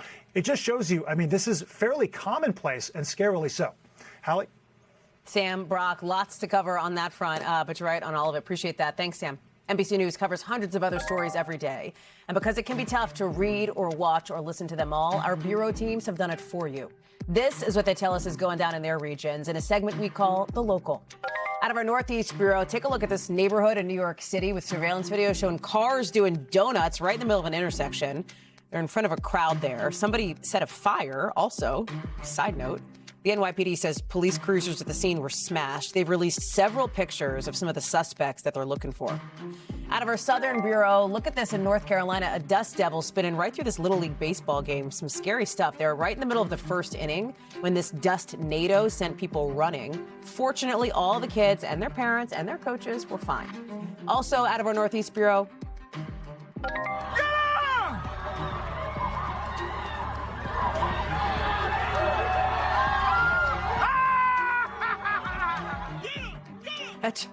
what a dramatic end to the Delaware Marathon, proving, you know, it ain't over till it's over. Joshua Jackson is the man in the black shirt sprinting there. The leader really didn't turn his head to see Jackson gaining all the way to the tape. The Pottstown, PA native officially won by 2 seconds. It is impressive doing 26.2, whether you're 2 seconds ahead or not. That's just my hot take. Coming up, we've got a lot more to get to here on the show, including our team's new reporting from Jeffrey Epstein's former ranch, Zorro, a place where at least 10 girls and women say they were groomed or assaulted by Epstein. As some survivors now say they're holding out hope for long-delayed justice. Our investigation coming up next.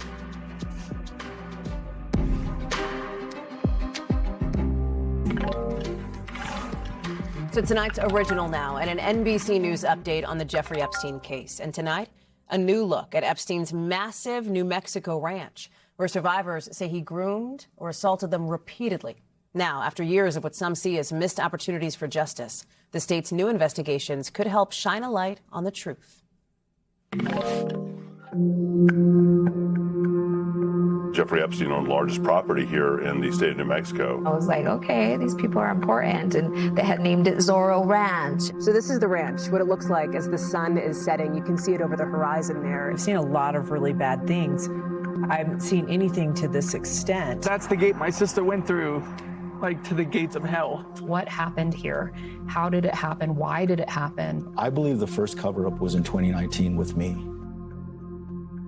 Some breaking news overnight. Billionaire Jeffrey Epstein, once connected with some of the most powerful figures in the world, was arrested late last night. Decades before Jeffrey Epstein's name appeared everywhere, he quietly bought this New Mexico ranch in 1993, sold to him by the state's former governor, and renamed Zorro.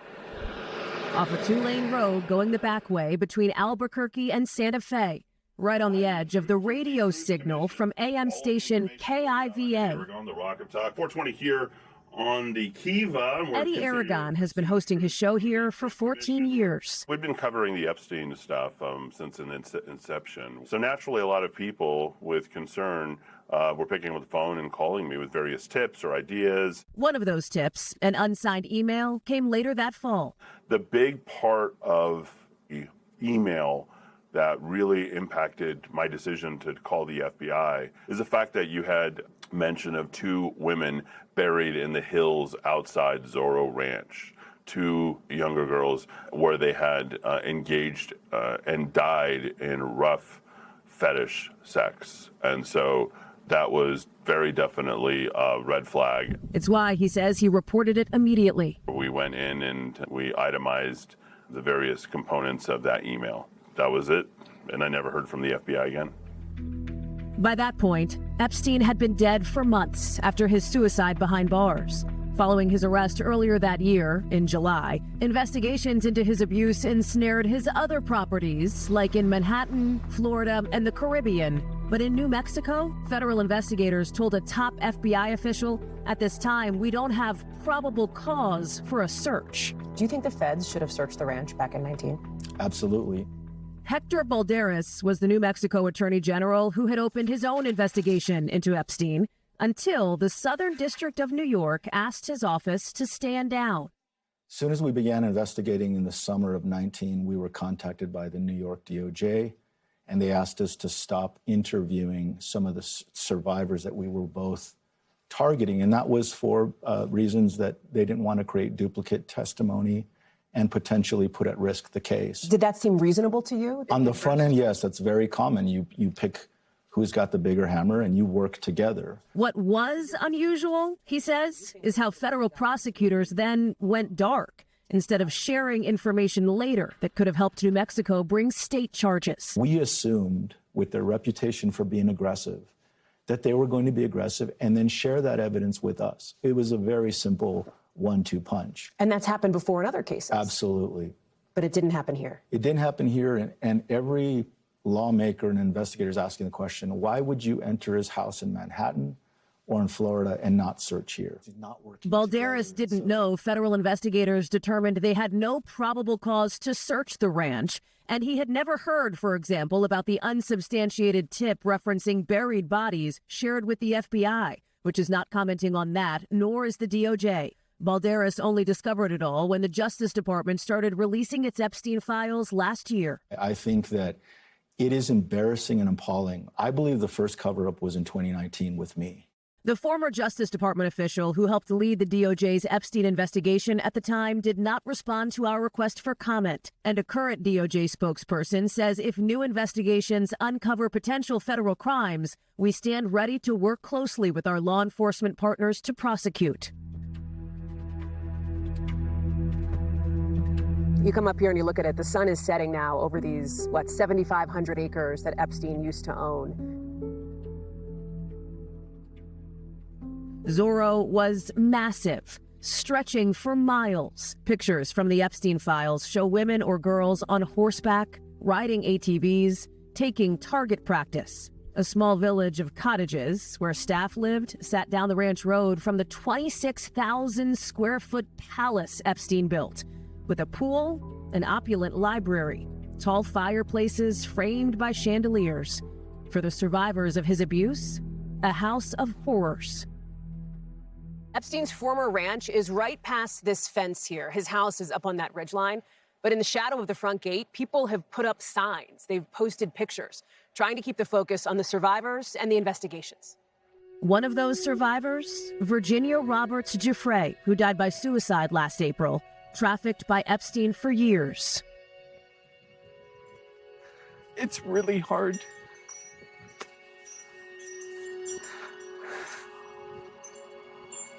I never anticipated. It's really hard to look at that gate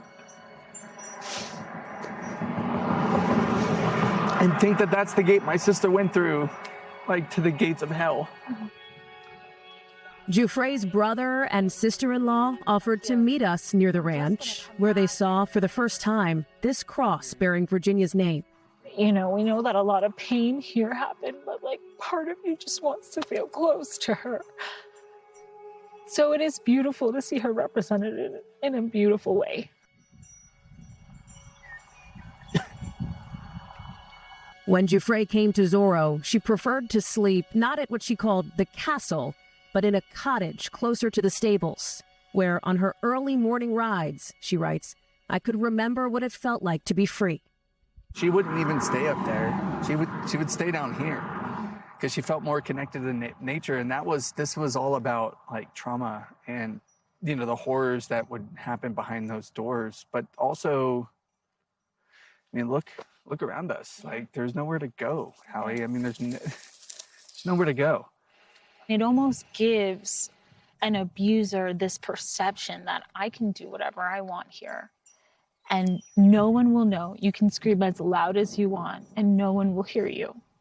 And that's why it was so important for us to show up, because New Mexico deserves visibility. New Mexico survivors deserve visibility. This is another chapter that we must take a look at. At least 10 girls and young women say they were groomed or assaulted here, including Annie Farmer, who was 16 when Epstein paid to fly her to Zorro in 1996 to join what she thought were other college hopefuls looking to volunteer overseas. Instead, Farmer found herself alone with a predator who crawled into bed with her before she hid in a bathroom. Shantae Davies has said publicly she was raped twice here. A Jane Doe says Epstein sexually assaulted her with a vibrator there when she was 15, recalling in court testimony feeling so small and powerless. Rachel Benavidez remembers her first time heading up the driveway at Zorro, past multiple security checks in her 20s. It was very intimidating, and I always wondered if something would happen to me. There was a sense of fear, there was a sense of isolation. Newly certified as a massage therapist, she met Epstein a couple months later, and that's when she says she was sexually assaulted by him repeatedly. After the 2 years that I was assaulted, raped, abused, I just completely shut down.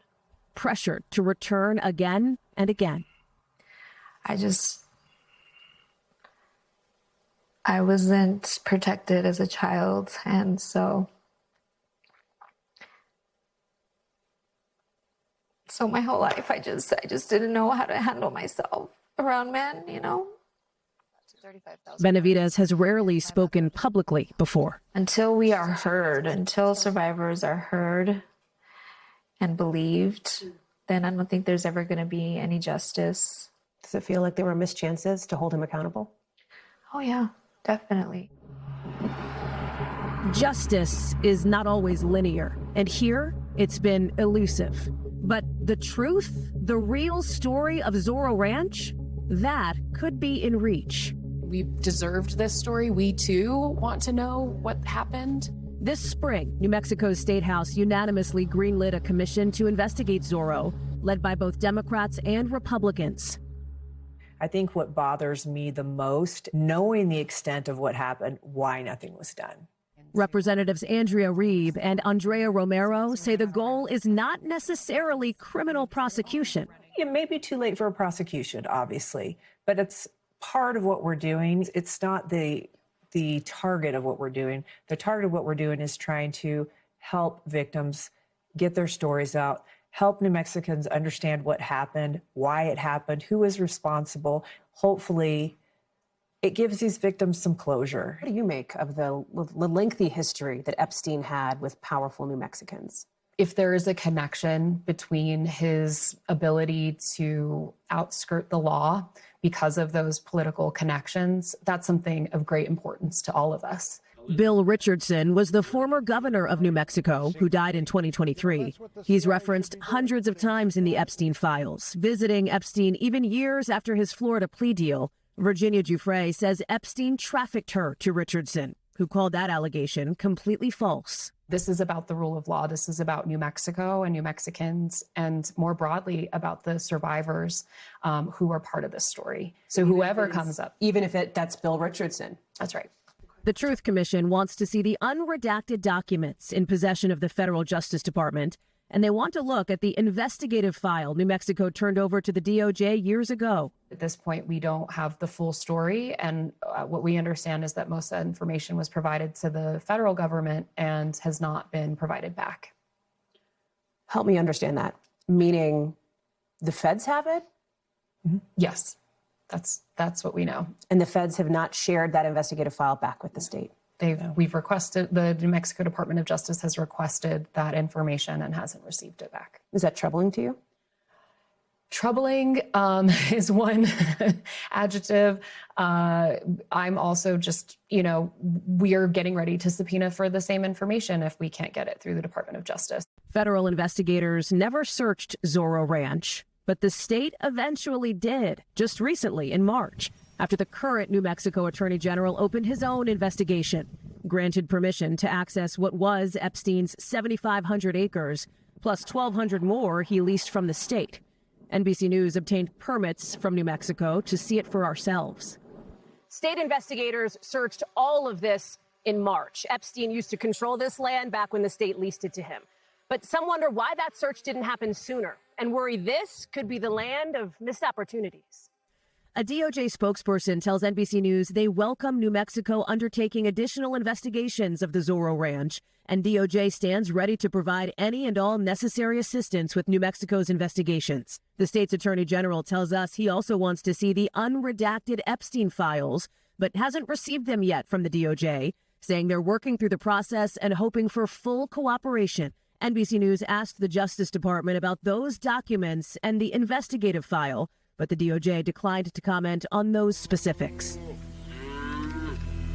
What used to be Zorro is a working ranch these days, with construction over the gate from its new owner, a Texas real estate developer who bought the land in 2023 and who has voluntarily cooperated with state investigators. A spokesperson for Don Huffines tells NBC News that, to their knowledge, no physical evidence of criminal activity by the prior owner has been found.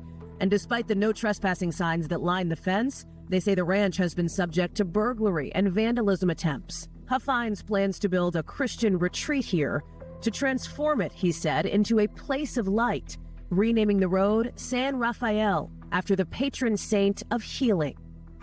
I don't think that you could turn this space around with the horror that has happened here. I don't know when I'm going to heal from it, to be honest with you. Do you worry that it is too late now for real answers when it comes to Zorro Ranch? No, not at all. It's better late than never. And I think we always need to remember that no matter when these crimes occurred or what happened, that it doesn't change the fact that these victims should still get this platform. This happened in our backyard. It's incredibly important that we tell it and tell the whole truth about it. The truth, and maybe many years later, the hope for answers on the horizon. Stay with NBC News Now for continuing coverage of the Epstein investigations and the push for justice from survivors, including the family of Virginia Roberts Giuffre. On Saturday, they will honor her life 1 year after her death with a memorial here in Washington. Thank you, as always, for watching. That does it for us for this hour, but we've got more coverage picking up right now. We thank you for watching, and remember, stay updated on breaking news and top stories on the NBC News app or watch live on our YouTube channel.